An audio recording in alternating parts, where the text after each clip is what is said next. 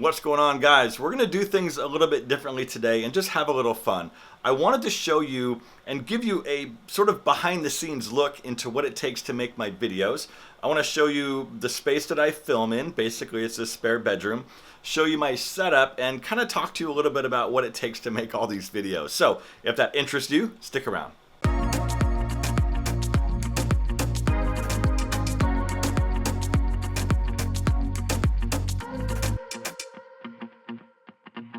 All right, so let's jump up from the desk and go over to the actual shooting space. And I might turn the camera around and kind of show you guys what exactly I'm working with. But the one thing that I did want to show you guys is the brick background that I use. It's actually fabric. Give me just a second and I'll try to show you this. It is actually fabric, as you can tell. But it actually reads on camera really well, especially with the lighting that I'm using. So let me turn the camera around and show you guys exactly what I see when I'm filming. All right, guys, so this is basically what I'm looking at when I'm filming videos in this direction. I do have a overhead microphone. This is a Rode, some type of Rode boom mic, and it's a little damaged, but it works. And it's attached to this magic arm, and it's just a basic light stand, and I've got some counterweights down here to keep this whole thing from tipping over, because as you can see, it does get a little wobbly and top heavy. The camera over there is just a stand-in, and that's the Canon 5D Mark IV. The one that I use to actually film my videos with, I'm actually filming with now, it's the Canon 6D Mark II. And this here is the Aperture 120D. However, it's been tweaked a little bit. So, and I just did this yesterday. So this Octabox is by Elinchrom, and it doesn't mount to the Bowens mount that the Aperture 120D uses. So I bought an adapter, and I just got this thing figured out yesterday because it is significantly smaller and takes up a lot less room than what I had been using. This big beast on the floor, this is the SMDV Speedbox. This is a really fantastic softbox. I love it. It's twice the size of this guy, so it just takes up this entire room. And so anyway, you may see a little bit of a lighting change in my next video or two because I'm going to start using this guy. And the other thing that I'm super excited about is this. This is a small teleprompter that I just got in the mail 2 days ago, and I'm going to start using it. Let me explain something. So the way I currently make my videos is I write a script out for basically every single video that I film. So that does two things. Number one, it keeps me on track. I don't get sidetracked. I don't work well on just writing bullet points and then winging it. I need to sort of have pretty much word for word what I'm going to deliver to the camera. And also what that does is I have a website, if you haven't seen that already, and the copy that I'm writing doubles as my blog post, right? So what I have to do is write the script out, transfer it to my phone, and then have my phone sitting here with me as I'm filming, and then I have to memorize each individual paragraph and then deliver it to the camera. I mess up all the time, so there's lots of times where I have to redo certain things, and it's super frustrating. So having this teleprompter should hopefully make my life a lot easier. Let me show you how this guy works. All right, so this is basically what this looks like, and I have a remote control that I can use, and this will start and stop the teleprompter. So basically I can write my script out. This is just I don't know what this is, it's just a demo kind of a thing.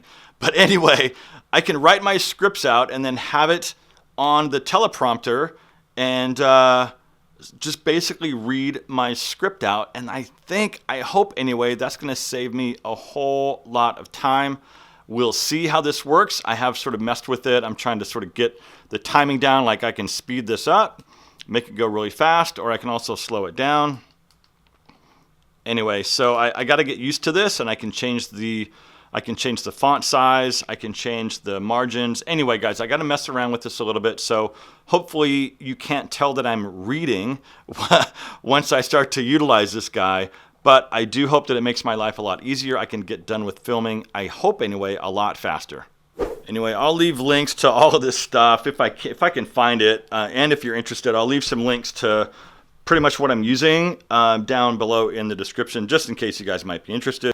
This is a mess. I do apologize, and I do understand that this is just a little disgusting. But I do have some suits and jackets and things like that in this closet. And this is just a lot of photo, video equipment that I do need to clean up. Sorry about that. My workstation is over there. We'll go over there in a minute and I'll talk about some hard drives and stuff that I use. And I'm filming this video tomorrow featuring these guys, so be on the lookout for that coming soon. And so let's go over here and we'll talk about my workstation.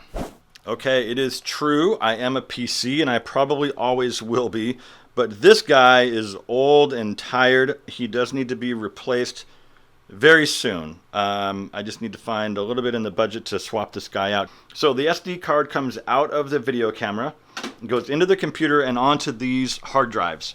So these two on top are relatively new additions, but these down here I've had for some time. So I think these total about 16 terabytes. This is 3 terabytes, this is 3 terabytes, but this one here is just the blog. So everything I've ever done for my website and my YouTube channel all live on this hard drive as well as down here. But this one's getting kind of full, so I think I need to daisy chain, a couple more on top of this one. And the video editing software that I use is Adobe Premiere Pro. All right, so I'm not going to go into detail on how I actually edit videos, but if that's something you're interested in and want to see from me, leave me a comment and let me know, and maybe in the future I could do something on video editing. But what happens is when the videos go up on YouTube, sometimes they go up the night before, and sometimes they're uploaded to YouTube and scheduled weeks in advance.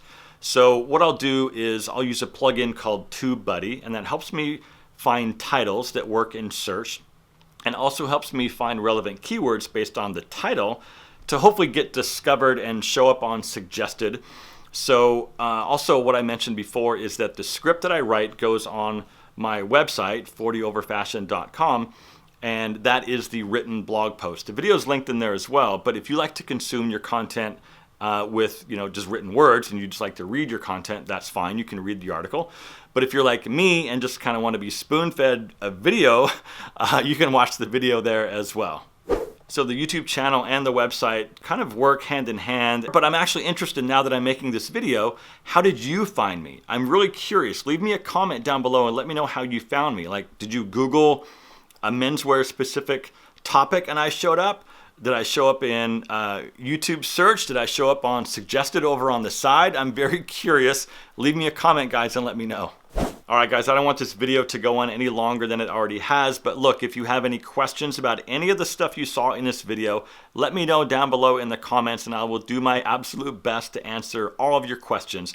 And like I said, I'm going to leave a bunch of links in the description for a bunch of the equipment that I showed here, so feel free to check out those links if you are interested in that stuff. Anyway, folks, I will see you in just a few days for a brand new video, but until then, be good to yourself.